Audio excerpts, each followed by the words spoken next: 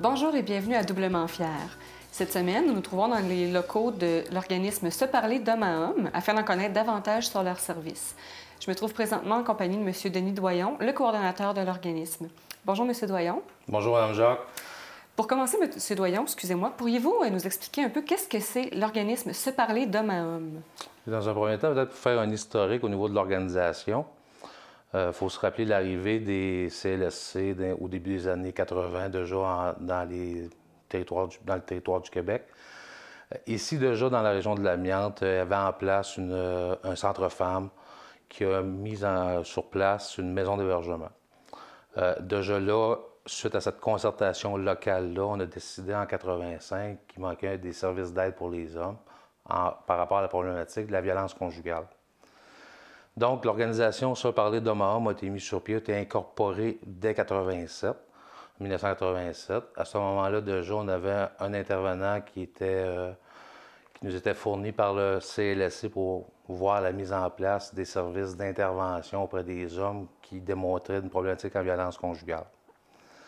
Au cours de ces années-là, on a travaillé beaucoup à consolider finalement l'expertise de nos services. Donc, tranquillement pas vite, on s'est retrouvé qu'un coordonnateur à temps plein, une équipe d'intervention, 2 intervenants, donc qui travaillaient à contrer la violence conjugale auprès des hommes qui faisaient une démonstration, une volonté de changer ces comportements-là.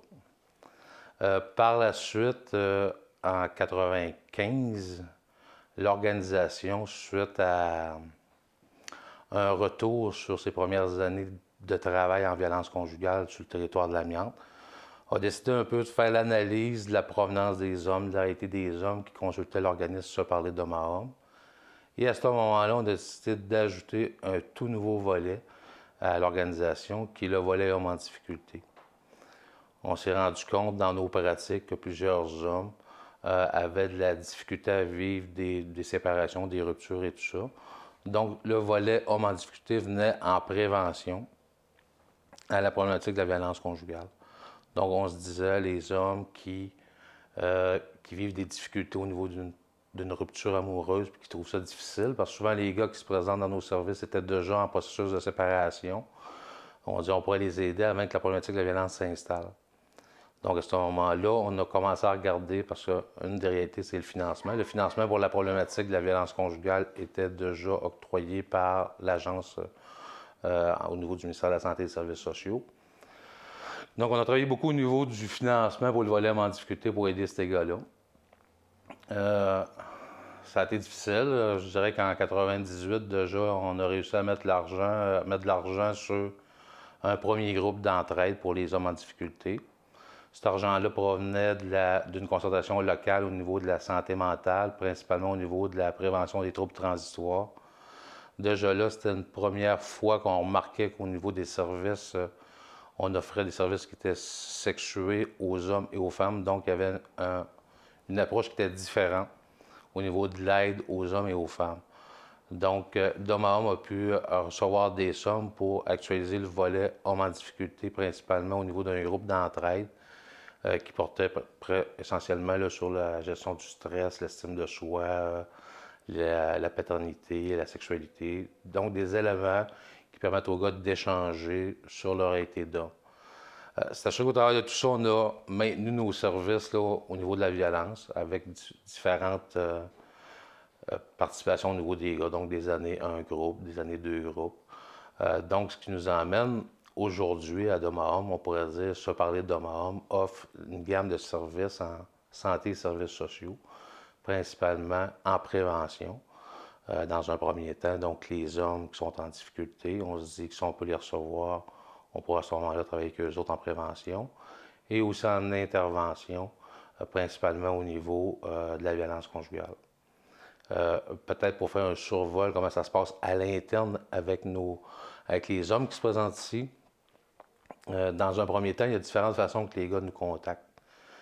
Soit par un contact direct, suite à quand les gars vont percevoir nos publicités qu'on met un peu partout dans les journaux. D'emmener un gars à consulter, c'est déjà très difficile.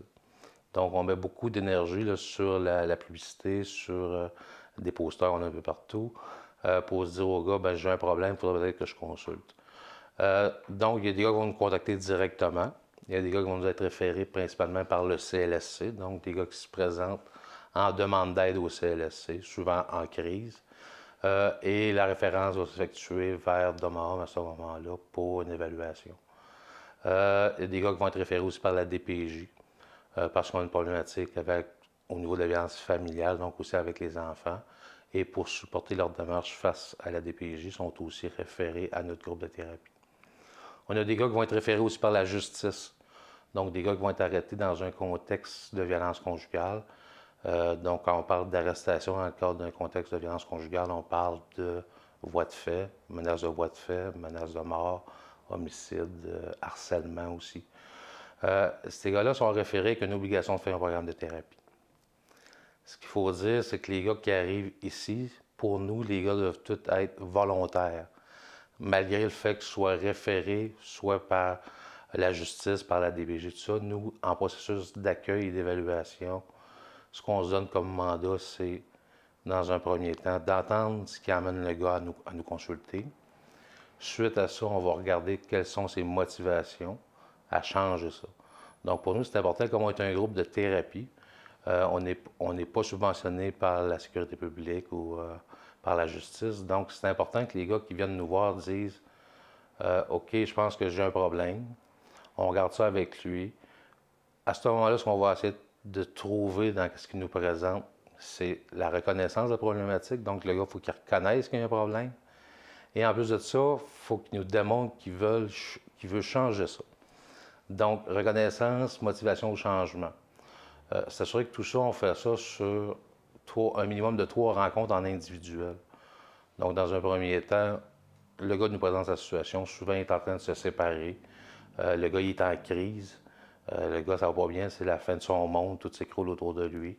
Et là, il va nous dire, je veux pas qu'elle s'en aille, je veux qu'elle reste, je veux que mon couple, ça y aille bien, je veux que ma famille, je veux voir mes enfants, tout ça. À ce moment-là, nous, on va travailler beaucoup au niveau de la reconnaissance de la problématique. Quand on parle de violence conjugale, on dit que c'est quelque chose qui est appris. Socialement, on apprend que la violence, c'est efficace, ça fonctionne. C'est un mode de résolution de conflits que les hommes utilisent, utilisent depuis plusieurs années, s'adaptent à leur réalité au quotidien pour avoir le contrôle sur leur environnement. Donc, à partir du moment que le gars reconnaît ça, on va regarder avec lui c'est quoi l'impact que ça a sur sa conjointe, sur ses enfants. Donc, de choisir ce mode de résolution de problème-là avec sa femme pour avoir le contrôle.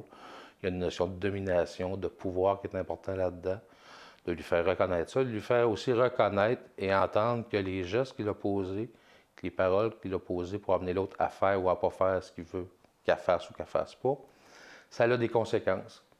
Il est en train d'y vivre souvent les conséquences quand il se présente ici. On a aussi le mandat, nous, dans notre mission, de lui faire reconnaître sa responsabilité là-dedans. Donc, à partir du moment que ces éléments-là sont identifiés, nous, au cours des 3 rencontres d'accueil, on a quand même un processus là, de prise d'information où, à l'aide d'un questionnaire aussi, on va faire le survol des différentes formes de violence qu'on peut exercer dans un couple ou dans une famille. On va identifier un portrait de cet individu-là pour lui permettre, dans des éléments du quotidien, d'identifier des objectifs de travail qu'il va venir faire dans le cadre de sa thérapie. Est-ce que le processus d'accueil, c'est le même aussi pour l'homme qui se présente ici pour des problèmes, c'est pour homme en difficulté? Parce que oui, vous avez parlé d'hommes en violence, mais c'est le même processus d'accueil? Comme notre mission de base était déjà en violence conjugale, quand on a développé le volet homme en difficulté, notre but c'était de faire de la prévention à la violence conjugale. Donc à ce moment-là, pour nous, c'est un gars qui se présente ici sur le vocable homme en difficulté. Ce qui est important pour nous, c'est d'en faire le dépistage. Et si ce gars-là a une problématique de violence conjugale, à ce moment-là, on va le référer dans notre problématique homme en violence. Sinon, on va travailler avec ce gars-là en individuel pour le référer puis l'emmener finalement à se mettre en action face à son problème. Donc, de développer son autonomie et sa prise en charge par rapport à sa problématique qui est autre que celle de la violence conjugale. Donc, à ce moment-là, nous, ça nous permet, si ce n'est pas une problématique de violence conjugale, de travailler avec lui en individuel. Sinon, s'il reconnaît avoir un problème de violence conjugale, à ce moment-là, on va l'emmener dans notre groupe de thérapie qui est de 21 semaines, un soir par semaine, où le gars va travailler à mettre en pratique des nouvelles façons de faire pour résoudre ses problèmes d'une autre façon qu'en utilisant la violence. Et dans ce cas-là aussi, reprendre confiance en lui et développer des rapports égalitaires et non sexistes avec sa conjointe puis avec les gens qui l'entourent. Bien, merci beaucoup, M. Doyon. Demeurez avec nous. Dans un instant, on rencontre M. Jean-Denis Vallée, intervenant à l'organisme.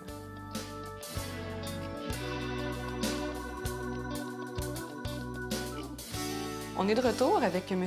Jean-Denis Vallée, intervenant à l'organisme Se parler d'homme à homme. Bonjour, M. Vallée. Bonjour, Mme Lessaron. Monsieur Vallée, vous êtes nouvellement intervenant ici à l'association, à l'organisme, encore en période d'intégration, je crois. Oui, exactement. Pouvez-vous nous parler un peu de votre expérience comme intervenant auprès de la clientèle? Alors, voici. Moi, je suis un intervenant. Dans le passé, j'agissais comme intervenant en toxicomanie pour avoir dirigé un centre de thérapie pour les alcooliques toxicomanes.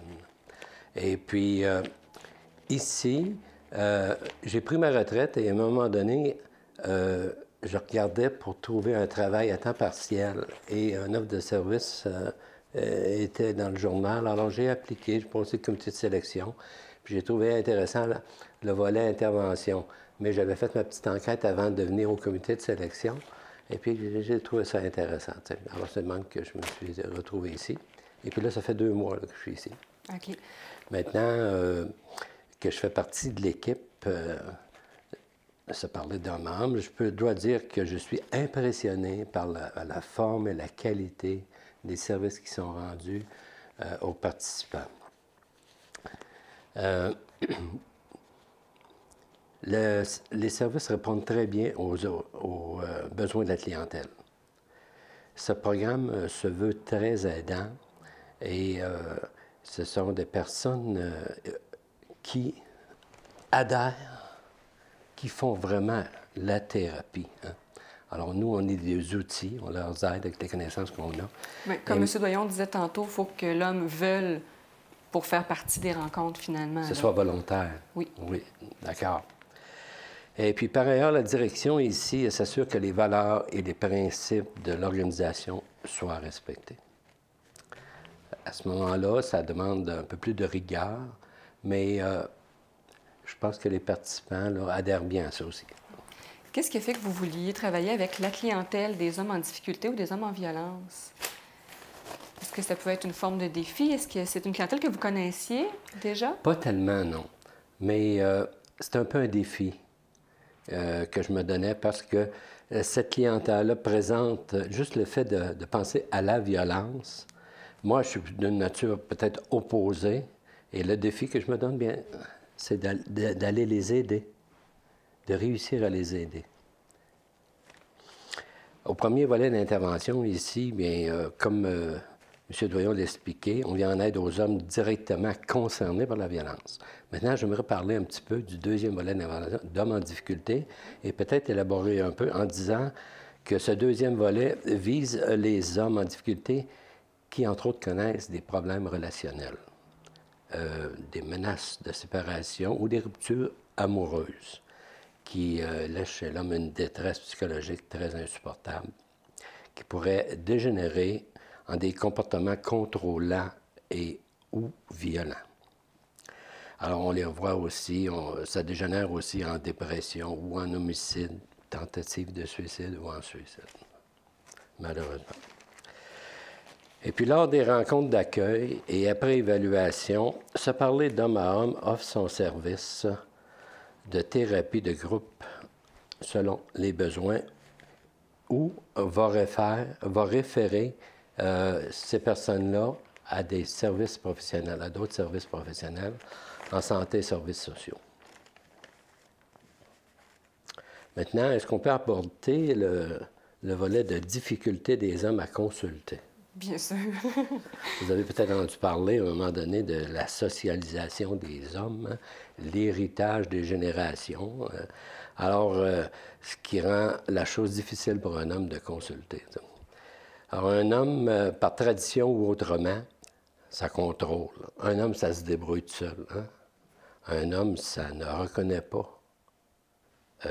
Ça ne raconte pas ses affaires. Puis un homme, ça ne pleure pas. Tous des beaux stéréotypes que notre société véhicule. Oui. Alors, suite à une rupture amoureuse, un homme est en détresse, devient souvent impuissant devant l'étendue de ses problèmes. Alors, à ce moment-là, pour obtenir de l'aide, il est très mal à l'aise de demander de l'aide parce que lui, il a perdu sa puissance, il a perdu son pouvoir, son contrôle, tu sais, puis là, il se trouve en détresse, puis il a honte de son état parce qu'il n'est plus un homme pour lui-même. Mais pour obtenir de l'aide professionnelle, il devra, un peu comme M. Doyon vous le disait tout à l'heure, reconnaître qu'il a un problème. 2, trouver une ressource qui pourra l'aider. Puis 3, accepter de se faire aider. Il faudra, pour nous, de le rencontrer à sa demande, de le rencontrer le plus tôt possible. Alors, s'il nous appelle, puis il nous donne un premier coup de fil, on va essayer de le rencontrer en dedans de 48 heures. Les hommes attendent d'en arriver au point limite, au point que leur fonctionnement social devient impossible et que la crise les pousse à demander de l'aide. À ce moment-là, ils vivent des sentiments d'échec, de honte, de culpabilité, d'impuissance, d'agressivité ou de violence. Généralement, après les quelques consultations, l'individu se sent plus en confiance. Et il constate que quelqu'un pourra l'écouter et l'aider. Donc, si je comprends bien, vous recommandez aux hommes qui en auraient besoin de ne pas hésiter, de ne pas attendre d'être rendus à bout avant de faire les démarches pour consulter. Exactement. Et merci beaucoup, M. Vallée. Restez avec nous. Dans un moment, nous rencontrons M. Louis-Philippe Champagne, qui est membre du conseil d'administration de Se parler d'homme à homme.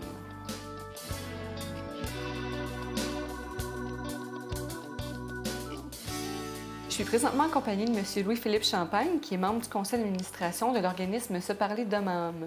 Bonjour, M. Champagne. Bonjour. Pour commencer, pourriez-vous nous expliquer un peu qu'est-ce qui vous a motivé à faire partie du conseil d'administration de cet organisme? Bien, écoutez, c'est assez simple. Je suis un homme, je vis dans un milieu d'hommes, mon travail, tout ça.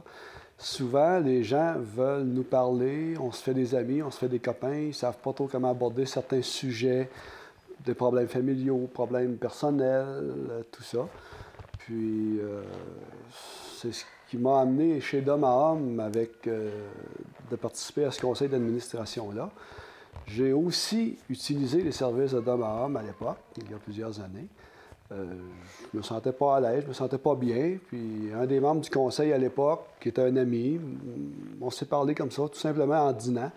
Il dit, tu devrais peut-être aller faire un tour chez d'homme à homme, aller voir qu'est-ce qu'il y en a. Puis suite à ça, je me suis rendu compte qu'il y avait des réunions anonymes, des rencontres de gens, de privés, anonymes, tout ça. Puis on déballe nos affaires, les autres déballent leurs, on se compare, on se comprend, on se discute, on se parle entre hommes, tout simplement. On parle de nos problèmes. On se rend compte que c'est un peu les mêmes partout.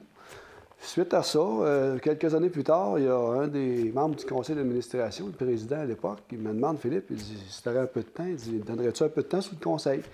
J'ai dit oui, ça m'a servi, ça a servi des gens que je connais. J'ai dit oui, ça m'intéresse. Alors, c'est ce qui m'a amené sur le CA de d'homme à homme, parce que moi, je tiens à ce que cet organisme-là reste en place, même prenne de la vigueur. Il faut continuer, parce que on l'entend aux nouvelles à tous les mois qu'il y a des problèmes du côté des hommes, et c'est peu discuté, et c'est un petit peu tabou chez les hommes. Alors, c'est ce qui m'amène chez d'homme à homme, au conseil d'administration. Oui, parce qu'on sait qu'il y a quand même beaucoup de préjugés par rapport à cette clientèle-là. Comme personne, vous, qu'est-ce que vous retirez de votre expérience au sein du conseil d'administration?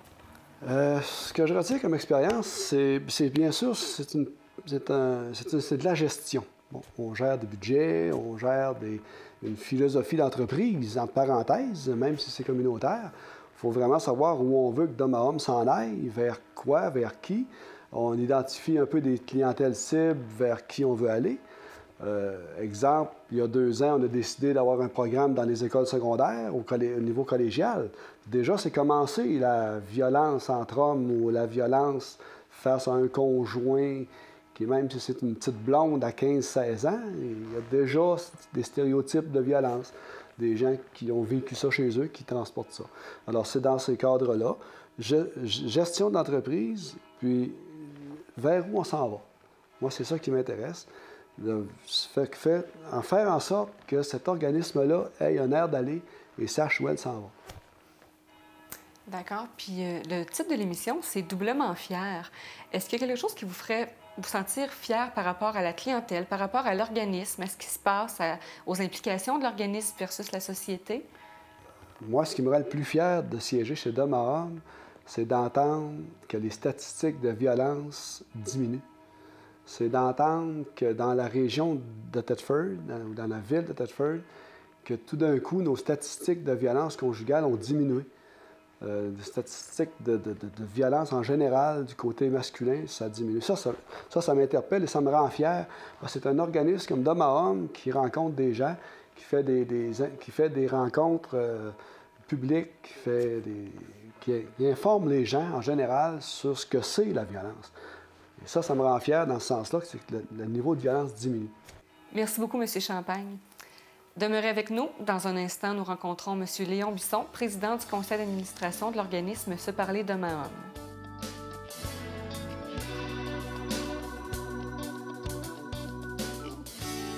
Pour terminer l'émission, je suis avec M. Léon Bisson, président du conseil d'administration de l'organisme Se parler d'homme à homme. Bonjour, M. Bisson. Bonjour. M. Bisson, pourriez-vous nous dire un peu les raisons pour lesquelles vous avez décidé de vous impliquer au sein du conseil d'administration? J'ai connu l'organisme suite à une sensibilisation qui s'était faite à Robertsonville à l'époque.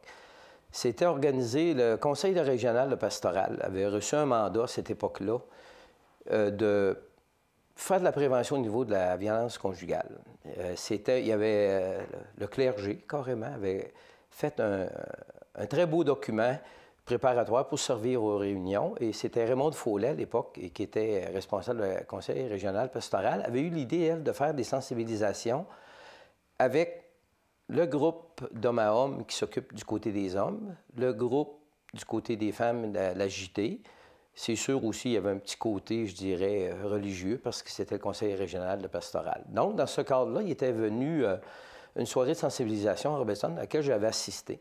Et j'ai découvert la violence conjugale. J'ai trouvé que c'était une soirée qui était bien faite.